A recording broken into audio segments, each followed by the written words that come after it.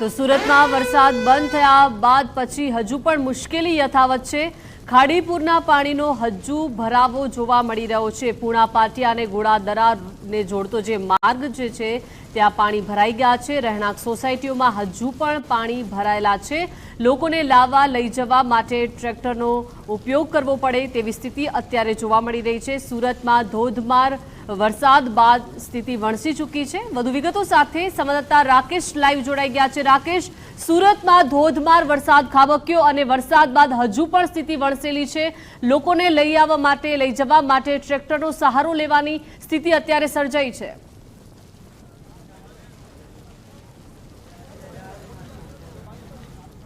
बिल्कुल सूरत और उपरवास में पड़ेला अति भारे वरसादना कारणे शहर में सर्जायेली खाड़ीपूरनी समस्याए लोकोनी हालाकी वधारी छे।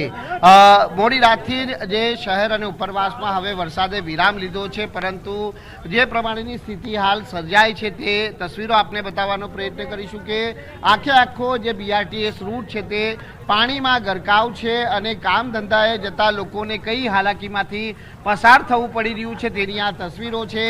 लोकोने लई जवा लाववा माटे जे ट्रेक्टरनी व्यवस्था छे ते અહીં કરવામાં આવી છે, પરંતુ આવી સ્થિતિમાં છેલ્લા 3 દિવસથી લોકો જ્યારે સમસ્યાનો સામનો કરી રહ્યા છે ત્યારે લોકો જોડે વાત કરવાનો પ્રયત્ન કરીશું કે લોકોનું શું કહેવું છે। જી આપનું નામ જણાવજો। अखिलेश भाई શું કહેશો, કઈ રીતની સમસ્યા છેલ્લા 3 દિવસ? समस्या तो साहब सबको दिखाई दे रही है, कैसे परेशान हो रहे हैं, आ रहे हैं, हर चीज में प्रॉब्लम हो रही है। जी सर आपका नाम? मदन भाई।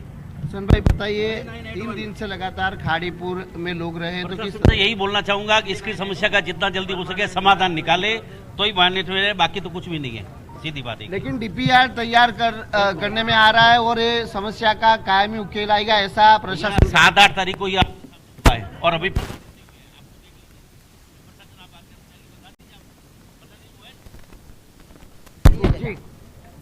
प्रशासन से कुछ सहायता मिलनी चाहिए, स्पेशली आने जाने के लिए, सोसाइटी से बाहर आने के लिए या अंदर जाने के लिए।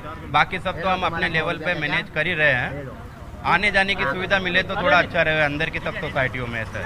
यही तो ट्रेक्टरनी आ तस्वीरों बतावવાનો प्रयत्न કરીશું કે ઘેટા બકરાની જેમ લોકોને ભરી અને એક સ્થળેથી બીજા સ્થળે છે તે લાવવામાં આવી રહ્યા છે, કારણ કે સ્થિતિ એટલી વિકટ બની છે કે 2 વ્હીલ વાહન પણ છે તે આ પાણીમાંથી પસાર થઈ શકે તેવી સ્થિતિ નથી અને તેના કારણે જે લોકો મુશ્કેલી અને હાલાકી છે તે વેઠી રહ્યા છે। સતત 3 દિવસ સુધી આ પાણી છે તે अलग अलग विस्तारों में भरायेला छे अने आ प्रमाणेनी स्थितिनो सामनो छे ते लोको करी रह्या छे। अन्य लोको जोड़े पण बात करवानो प्रयत्न करीशुं। आपका नाम? हम लोग ऋषिवार से आ रहे भाई साहब, हर साल ही पानी आता है, बहुत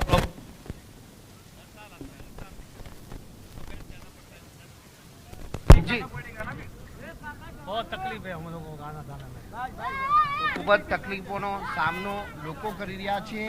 જે લોકો કહી રહ્યા છે તે મુજબ કે આ સમસ્યાનો કાયમી ધોરણે ઉકેલ આવે। ગત રોજ અહીં કેન્દ્રીય મંત્રી પણ છે તે સ્થળ મુલાકાત લઈ નિરીક્ષણ કરી ચૂક્યા છે અને આ સમસ્યાનો કાયમી ઉકેલ આવે તે માટે ખાસ કરીને કેન્દ્ર અને રાજ્ય સરકાર પણ ચિંતિત છે અને સીધી પીએમ મોદીએ આ સમગ્ર સમસ્યાનો કાયમી ઉકેલ આવે તે માટેની સૂચના પણ આપવામાં આવી છે। ત્યારે જોવાનું એ રહેશે કે હવે આ ખાડીપુરને લઈને કયો એક્શન પ્લાન તંત્ર તરફથી તૈયાર કરવામાં આવે છે।